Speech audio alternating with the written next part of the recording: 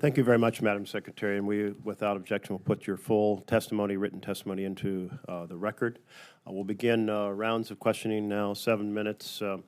I will stop asking questions when my 7 minutes are up, and I'll ask everyone else to do the same so that we can make sure everyone gets a chance to make inquiries that are important to these issues across the country. Let me start with the Klamath Basin. The Klamath Basin in Oregon has experienced many, many years of drought, a number of worst ever drought years, and it puts enormous stress on the water resources that have declined both with the changing weather patterns and also the loss of less water coming out of the Cascade snowpack. And Congress has provided $162 million in the bipartisan infrastructure law and more than $16 million through the Fish and Wildlife Service for the Klamath Basin, helping to address those issues. But these funds will be funds that will not last forever, and the question is kind of what is the plan to be able to help the basin figure out the path for the future under these difficult circumstances. I really appreciate that a team led by Liz Klein just recently completed a trip to the basin, and your department has convened a number of roundtables with stakeholders. So just what is the status of that $162 million, and how will the funding be distributed, and what is the timeline? Chairman, thank you so much for the question. And first of all, I think you know how much we all care about the Klamath Basin, and we have people in our department. Liz is one of those, Tanya Trujillo, another, and of course, Camille Tootin, who every single day work on this issue. And there's not enough water, obviously, and that is the incredibly challenging piece of all of that. I thank you for recognizing that we're doing our best to work with partners on the ground. I think it's incredibly important that we are in contact with the people whose lives are affected by this issue. And I just want to assure you that every single day our team is working with partners in the states to evaluate the options for renewing discussions about how to foster the long-term issues moving forward. I think that we will take our cues from folks on the ground and know that our team is dedicated. I wanted to also recognize that the tribal communities are important in this piece as well. You might know that I had a chance to meet with all those folks virtually, and just understand that even though there might be, people don't agree on everything, they agree that they care deeply about this place. So thank you, and we're happy to keep you informed of the progress on this issue as we move forward. Thank you. I absolutely will follow up, because how we spend that $162 million is going to be so important to the future and success of all the stakeholders in the basin. I want to commend you for your leadership on the Indian Boarding School Initiative. You've embarked on a mission to document a dark chapter in American history. Just fully supportive of these efforts, and well, a lot of those schools, a number of them were in Oregon. 10 of those schools, one of which, Chimawa, is still operating under, but fortunately under very different circumstances from that past. How will the department use the FY22 funding of $7 million to further the efforts for this program? Thank you very much, Chairman. As you know, we finished our first report on the boarding school initiative. We're working on the second report. We also started a nationwide listening tour, if you will, a healing journey tour. We had the first piece of that this past weekend at the Riverside Indian School in Anadarko, Oklahoma. We will travel to your state likely, as well as to many states across the country. The second report in the boarding school initiative will just dive deeper into the issues that we raised. And it's largely driven by what the tribes would like us to do as well. So we're keeping close contact with all of that. We appreciate your support. There's more work to do to bring closure and healing to this issue. And so the $7 million, it's going to go toward the healing journey, toward researching and writing the second report and any subsequent reports that would come after that. Well, I think we're all going to learn a lot from this effort. It's an incredibly important effort. Thank you. Public Law 280 is a nearly 70-year-old law affecting criminal jurisdiction in tribal lands in 6 states, including Oregon. I know that criminal jurisdiction on tribal lands is complicated. The situation for each affected tribe is unique. But essentially, there's 32 tribes across the country that should qualify for funding assistance with their criminal jurisdiction programs that have not been included in the past. And this is profoundly unfair. And I want to draw it to your attention, and I want to advocate that these 32 tribes be treated fairly. And just ask how you might champion appropriate, equal, fair treatment of these tribes that have been excluded, even though they qualify. Chairman, thank you so much for the question. Of course, justice services, law enforcement in Indian country is a priority for all of us, and I recognize that sometimes it can be difficult given where the tribal communities are located. But safety all across Indian country is a priority for me. We have focused on increasing capacity in areas where we have existing law enforcement programs, growing our missing and murdered unit, and I know you were supportive of that, so thank you. Improving detention and correction centers. We recognize the need to turn our attention to the 32 non-PL 280 tribes like the Cow Creek, who have not had the opportunity to receive direct service law enforcement from the BIA. For tribes in this situation, we're looking at strategies to provide them an opportunity to receive law enforcement funding in a manner that doesn't diminish the level of support for tribes who are in these, who receive the law enforcement services for funding. So it's a good balancing act. But I assure you that we care deeply, and this is an issue that we'll continue to work on. And of course, we're happy to be in touch with you about it. Thank you, Madam Secretary. I appreciate your recognition that those 32 tribes deserve to be included in the program, and we'll work with you in that regard. And let me turn this over to Ranking Member Senator Murkowski. Thank you, Mr. Chairman. Madam Secretary, you know very well the issues related to our legacy wells up north, particularly within the National Petroleum Reserve. We provided significant resources to the department to address these.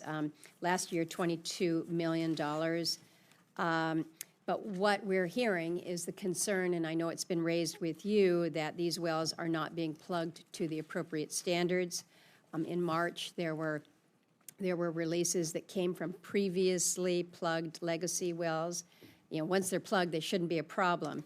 But what we're facing is the standards that are used by the state government in Alaska are more stringent, and they result in better remediation outcomes. I don't know if this is a staffing issue at BLM. If so, we can work to address that.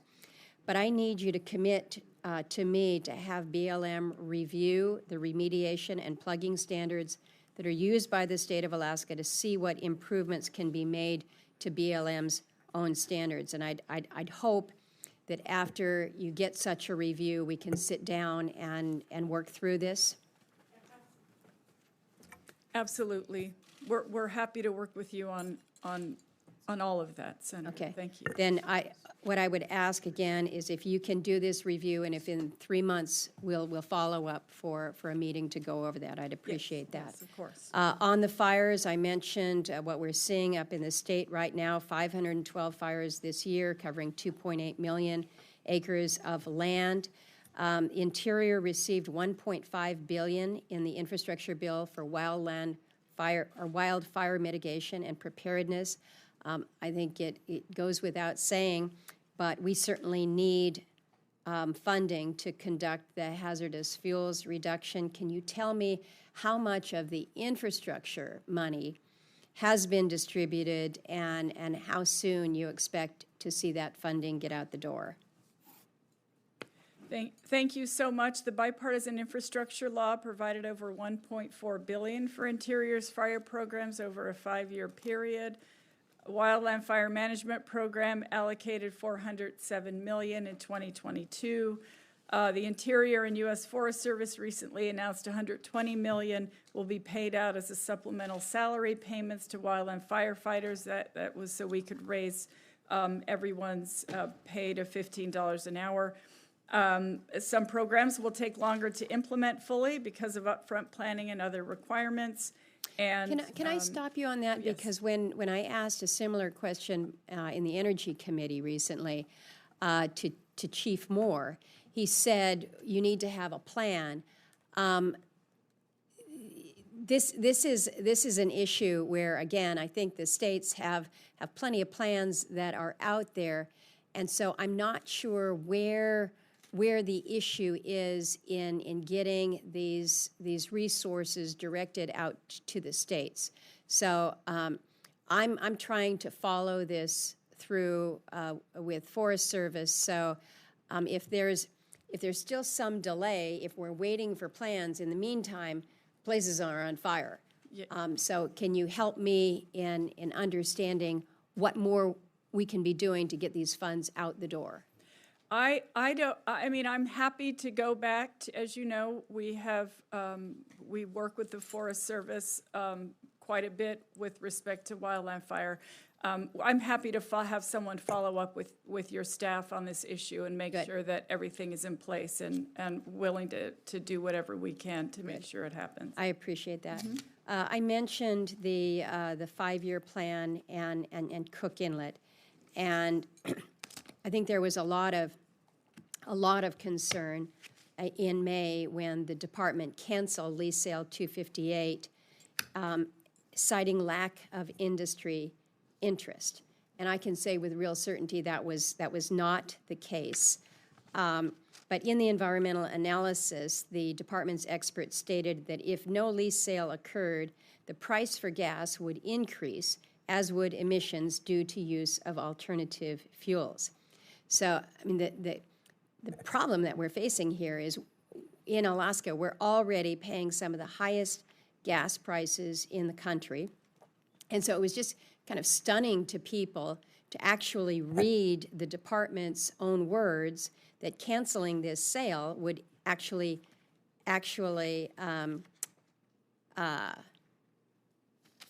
canceling the sale would increase the emissions, increase the costs.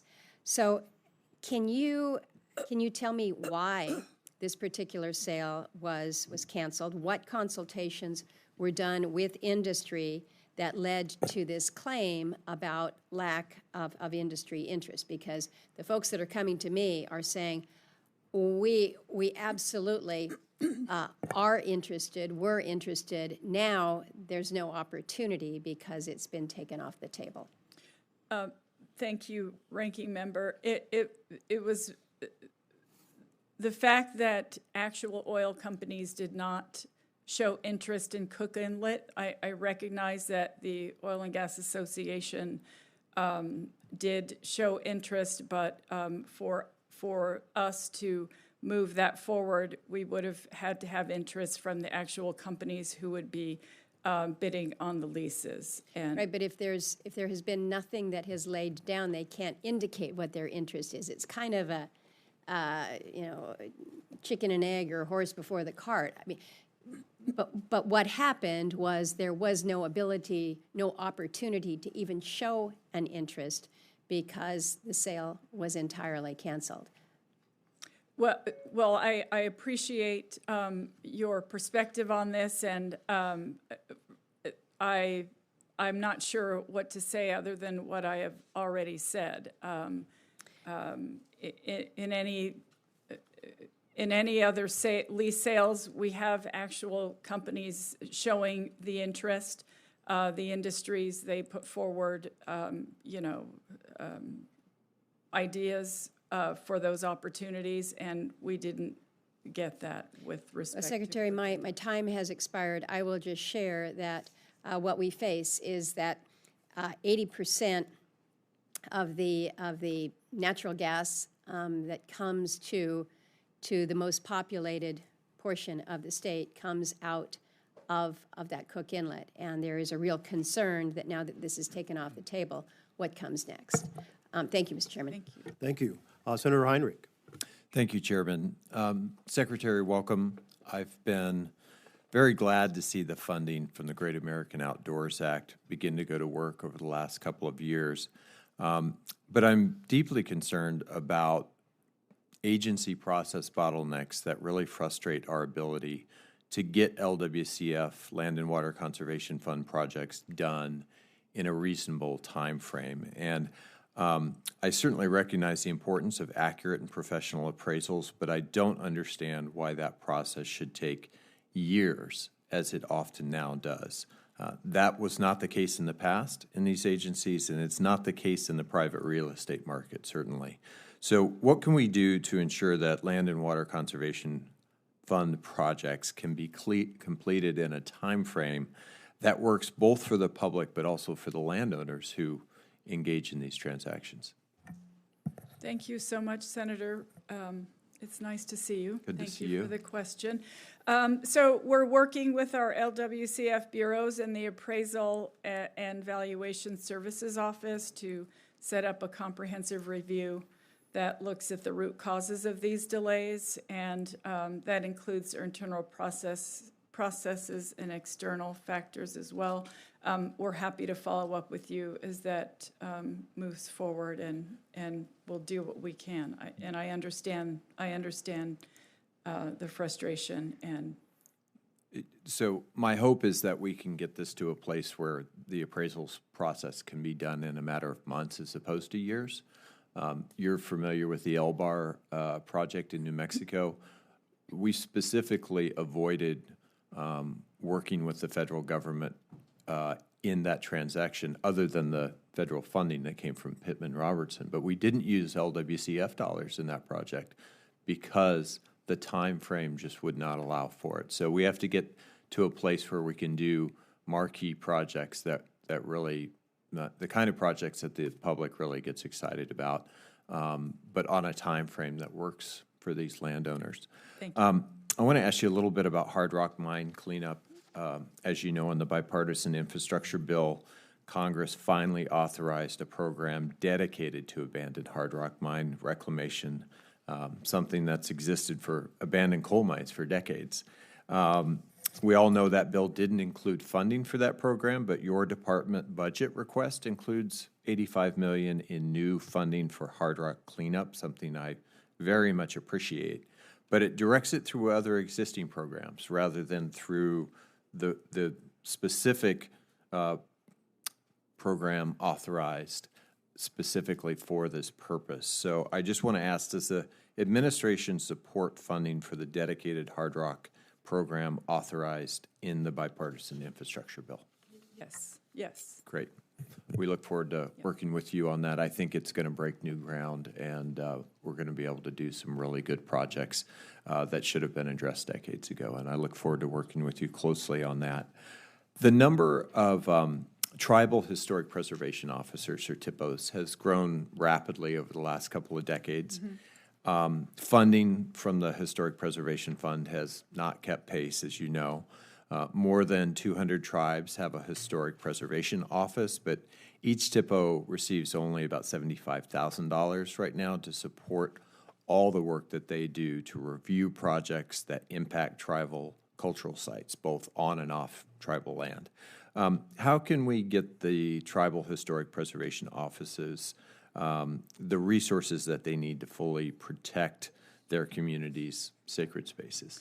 Thank you for the question, Senator. And of course, I fully support the Tribal Historic Preservation Offices. It may be the only federal program that helps tribes to protect and conserve their cultural history and resources, so they're incredibly important. Our 2023 budget proposes an $8 million increase for those offices, and of course, we're always available to help support them in any way that we can. Yeah, I hope this committee will look closely at this and because we're spreading the same resources over more and more tribal TIPO offices, and Yes. and it's not a sustainable approach right now. Secretary, as you are all too aware, American Indians and Alaska Natives living on reservations face violent crime rates up to 20 times those living off reservation. More than 80% of Native Americans will experience violence in their lifetime, and there are currently thousands of missing Indigenous people. So I want to ask you a little bit about BIA and how they set their law enforcement priorities, and specifically referencing a situation that we've had in New Mexico. Mm-hmm. Basically, why instead of focusing on this crisis that is truly a crisis, are limited BIA resources being used to enforce federal cannabis laws on reservations where cannabis has already been legalized by the sovereign tribe there? Thank you for the question, Senator. And of course, I believe very strongly that we should respect tribal laws and work in partnership with tribes on their public safety priorities. And they know their communities far better than we ever will. Of course, this question also involves the authority and policy of the Department of Justice, and I respect that we have to have an administrative approach to this. So it's absolutely noted. We have been approached by tribes on this issue as well, and so it's something that that we are not ignoring. I appreciate that, and I think this is a conversation that I look forward to continuing, because I just think it's a horrible misappropriation of focus at a time when we have such pressing needs. And obviously, in my state, the state has chosen to legalize cannabis. A number of tribes have followed suit. Whatever you think about that as a policy matter, we have such more important, pressing criminal needs in Indian country right now that we need to set our priorities appropriately. So thank you, Secretary, and my time is expired. Thank you, Senator. And Senator Hyde-Smith is next. Thank you, Mr. Chairman, and thank you, Secretary Haaland, for being here today. Madam Secretary, the draft proposed program issued recently by the Interior Department, in my opinion, it's just full of ambiguity and uncertainty for the oil and gas industry, ambiguity. And for instance, it indicates the department will consider up to 10 Gulf of Mexico lease sales plus the option for one sale in Alaska's Cook Inlet that we've talked about, but does not guarantee any. What are the odds that the department could break with the past precedent and exercise the option to hold 0 lease sales as the proposed 5-year lease plan is finalized? Thank you very much for the question, Senator. And first, what I'll say is that we do have a 90-day public comment period. Obviously, those comments that come in will be factored into any decisions that we make, and I can't prejudge anything at this time, but I absolutely appreciate your perspective and know that we will work to have a balanced approach to this issue, and happy to stay in touch with your office as we move forward. So you do think we will have some lease sales? I can't prejudge this issue until we come to a decision. That will be after, we will work on that more after the 90-day public comment period.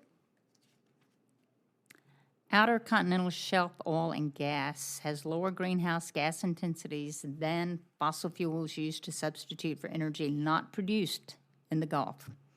Importing foreign energy also increases emissions because other countries sending us these resources have lower emission standards than we do. Are you aware that a no-sell option could in fact increase the price of all energy, oil, gas, coal, and electricity? Thank you for that comment, Senator.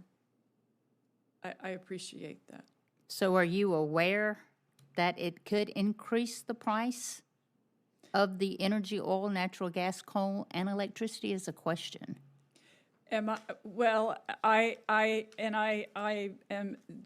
appreciate your perspective on this. When we are talking about our 5-year plan and our job at the Interior, we don't take cost into consideration in that respect because we're focusing on managing our natural resources. But because their standards are lower, their emission standards are lower, I mean, you don't agree that that could increase the price? Senator, I'd be happy to follow up with your office on that if you would like. And I appreciate the question. And I appreciate the question, but I'd also appreciate an answer. What I could say is that I know that there's a lot that goes into the price of fuel, and I know it's expensive right now. As I have said many times before, there are about 9,000 approved drilling permits across the country currently that are not being used. 10.4 million acres of offshore federal waters already under lease. As of July, approximately 3/4 of active leases on the OCS are non-producing. I know that there's a lot that goes into considerations with the price of fuel, but I want to assure you that at the Department of the Interior, we're doing our jobs to and following the law to move any of these issues forward. Okay. And talking about those leases, let's talk about permits. What is your department doing to streamline the approval of right-of-way permits so gathering lines can be installed more quickly on public lands and to help make sure companies can use those 9,000 federal permits the White House keeps referring to and capture methane during production? Thank you for the question. I would love to follow up on this question with your staff. I know that that is an issue. We take our job seriously, Senator. I know that it's important for us to, thank you. It is important for us to move this issue forward, and BOEM, the Bureau of Ocean and Energy Management, continues to advance permits for these activities, and 49 have been issued since November of 2020. Has there been the permits for those 49 issued as well? 49 permits have been issued since November. G&G permits have been issued since November of 2020. Of the leases, you have 49 permits. Yes, ma'am, as I understand it. Okay, in your opinion, what is the earliest we can see a lease sale? I can't prejudge that. Your department has issued a draft plan to the public but has yet to file the request for information that I'm sure you're familiar with, which is the action that triggers the first 45-day comment period that is necessary. As you know, pre-leasing activities such as area identification, NEPA review, environmental impact statements, and other activities are allowed so work can begin as quickly as possible once the lease is finalized. Since your department is already well past deadline for conducting lease sales, what progress has been made inside your department on preparing a request for information on any pre-leasing documents to ensure the most efficient transaction once lease is finalized? Thank you, Senator. I guess I want to just make sure that I mention the fact that the reason why this 5-year plan has been late to begin with is because it was dropped by the last administration. They started it and didn't finish it. We picked it up after that. They took no further action after releasing the draft proposed plan in 2018. So we're moving forward expeditiously on the next steps. We have 2 steps of 5 completed. We released the proposed program on July 1st. The environmental impact statement, we began the 90-day public comment period, as I have mentioned. That started on July 8th. And then we will incorporate input to develop and publish the proposed final program, which can be approved by the Secretary and adopted 60 days later following presidential and congressional consideration. So it's the last administration's fault, who, by the way, was energy independent? Thank you, Senator Hyde-Smith. Your time is expired, but you're welcome to adopt a second round if you'd like. Thank you. Senator Reed. Well, thank you very much, Mr. Chairman. Welcome, Madam Secretary and Ms. Flanagan. There has been throughout the morning, beginning with the chairman, a discussion of the Biden administration's policy on gas prices, oil and gas leasing, and you've mentioned some facts, and I'd just like to get them right back on the table if I could. And you may answer these questions a yes or no, but Madam Secretary, is it true that in the first year of the Biden administration, we produced more oil from federal lands onshore and offshore than in any year in history? Yes, Senator. Is it true that oil companies have nearly 9,000 approved but unused drilling permits? Yes, that's correct. Is it true that there are more than 20 million acres of unused federal leases, 12 million onshore and 8 million offshore? Yes. Is it true that the oil companies aren't using roughly half of their onshore federal leases? That's correct. And is it true that oil companies aren't using roughly 75% of their offshore federal leases? Yes, sir. So it seems one conclusion is that even though there is ample capacity to drill, that the companies, for reasons related to the business, have decided they're not going to drill, or because of the price of oil is so high right now that they literally can make more money just extracting from existing wells and not increasing production, which would lower costs. Is that one possible analysis? Well, I think there's a lot that goes into what the cost of fuel is, and I think there's a lot happening around the world that have caused fuel prices to go up. No, I think there is, and I think also, too, we're at a moment where as the automobile industry announces that within 10 years or so they'll just sell electric cars, I think there's a lot of discussion among the boardrooms at hydrocarbon companies of do we really want to make billion-dollar investments? But I think these factors are beyond the administration's control. They're the decisions of the companies that are making them at the moment. I want to thank you for joining myself and all of my colleagues and delegations in the White House and Congressman Langevin and Cicilline last summer when you signed in a ceremony the formally establish the boundaries for the Blackstone River Valley National Historic Park, and in making it an official unit of the National Park Service. And thanks to the tireless work of the Park Service as well as state and local officials and volunteers, we've already received a recovery and revival of dozens of historic villages and along the river, kayaking, sports, hiking. But the Park Service still has a long way to go, as you well know. They have to acquire the old Slater Mill, which is literally the place where the Industrial Revolution began in the United States, complete its general management plan, build out administrative offices. Mm-hmm. I'm glad to see that the administration put a slight increase in the budget this year, but I'm convinced they're going to need more resources. So I would ask you to commit to work with me in my office to increase funding so that we can really tackle the establishment of this park. Absolutely, and thank you, Senator. I was happy to join you for that issue. The 2023 budget includes $1.9 million for the park, and that would support fixed cost increases and staffing capacity, which I know is important during these times.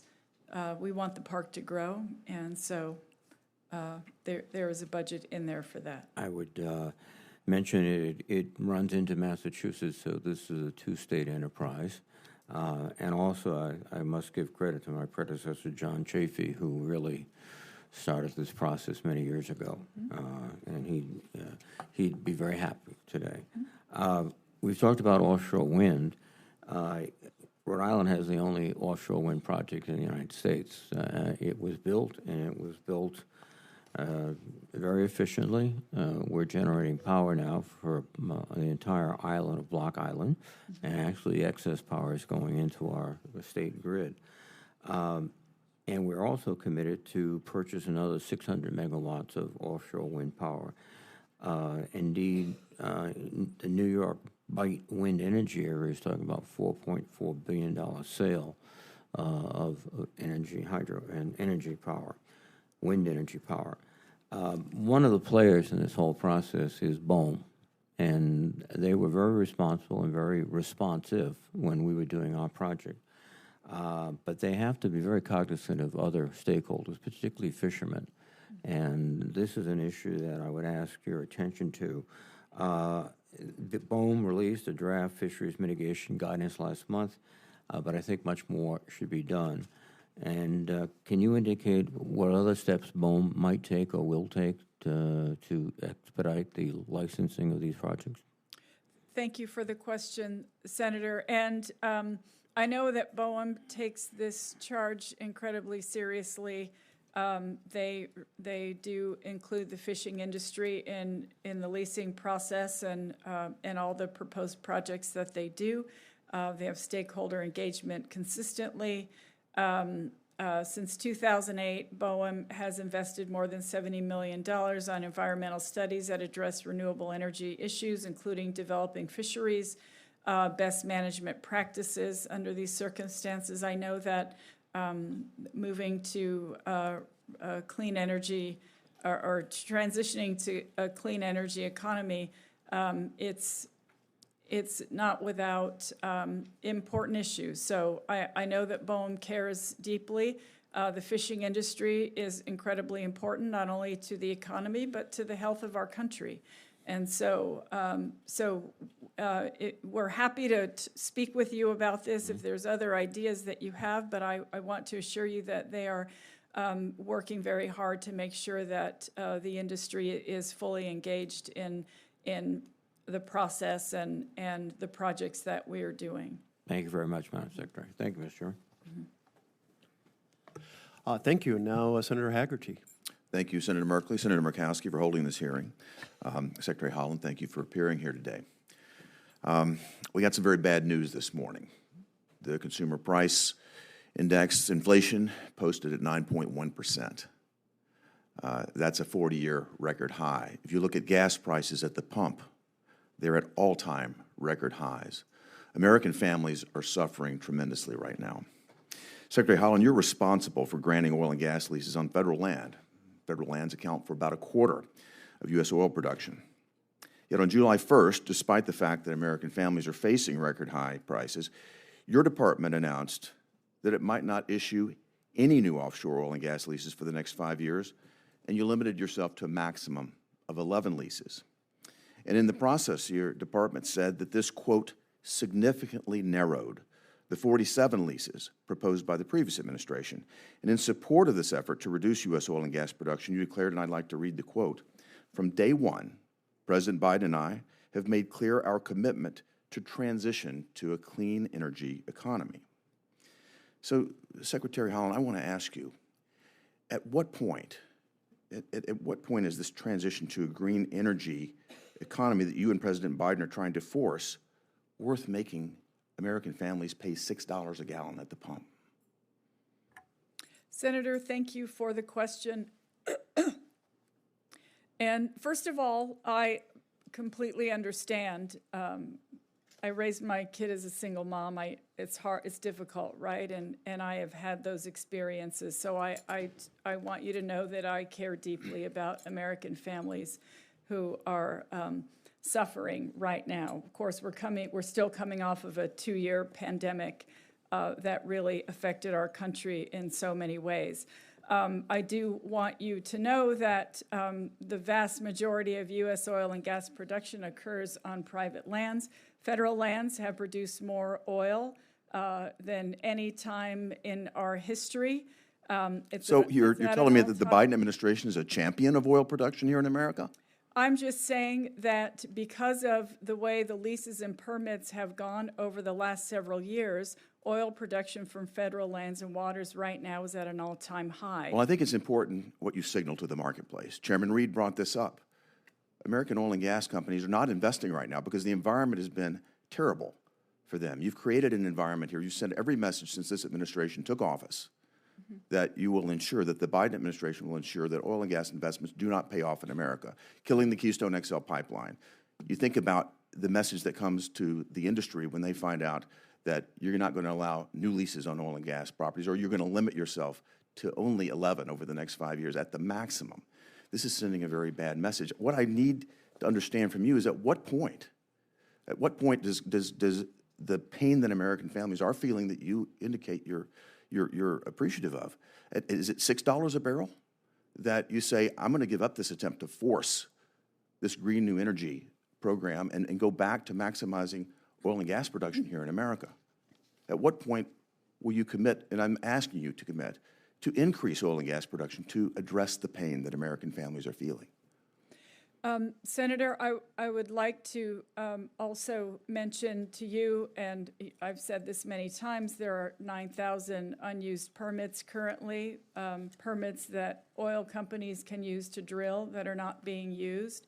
Onshore, more than 12 million acres are under lease. Offshore, 8 million acres are under lease.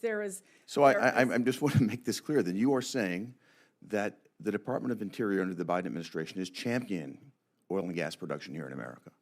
Well, I can say that because of how things have gone over the last several years, there are thousands of permits and land under lease that could be used by these companies to drill. What we need to see to address the pain at the pump right now is an expansion of supply. You have many tools at your disposal, and as the Secretary of Interior, I'm asking you, will you commit to use every tool at your disposal to expand oil and gas production at this point, given the pain that we're suffering right now? Senator, my job as Interior Secretary is to conserve and manage the natural resources and cultural heritage for every single American, and I said from day one that we would do that in a balanced approach, and I feel very confident that our team is looking at every issue, and we're working to make sure that this is a balanced approach. Madam Secretary, you mentioned the word balance, but balance is precipitating massive pain.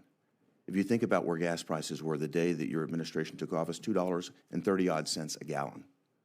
We're now looking at $6 a gallon of gasoline at the pump. American families are suffering dramatically.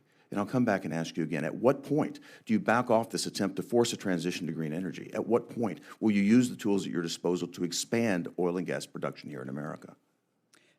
Senator, thank you for the question. And I know that nationally, as of July 11th, gas prices are at $4.68 a gallon. That's still incredibly high. And Senator Murkowski mentioned that in Alaska they're a lot higher. I understand this, and I understand exactly what that means because I have been in positions like that in the past. I implore you to use that understanding to feel that pain and do something about it. You have the power. You control a quarter of the production lands here in America, the oil and gas leases that could be permitted. Please commit to me that you'll do everything in your power to use your authority to expand production now. Senator, there are 9,000 unused drilling permits right now today and millions of acres I've of heard this land. statistic cited. That's less than 10% of the total that we're talking about. That's a distortion. That's a distraction. I'm asking you to send the message to industry, to do everything that you can to expand oil and gas production. You will not commit to doing that, Secretary? Senator, again, I would just like to say that oil and oil production is at an all-time high on federal lands currently at this time. What we need to see is a message to the marketplace that expands production, not constrains it. How do you explain the record high prices that we're experiencing if it were not for that? How do you explain the fact that we're no longer in a position to be a net energy exporter? How do you explain the transition from $2.30 gas to $6 a gasoline that's happened in the 18 months that this administration has been in office? Senator, thank you for the question, and we're more than happy to follow up with your office. I'm very disappointed that you're not able to commit to the simple notion that you should use the authority that you have, Madam Secretary, to expand production now to alleviate the pain for the American public. We are suffering dramatically. Our economy is in tough shape, 9.1% inflation right now, and record high prices. Thank you, Mr. Chairman.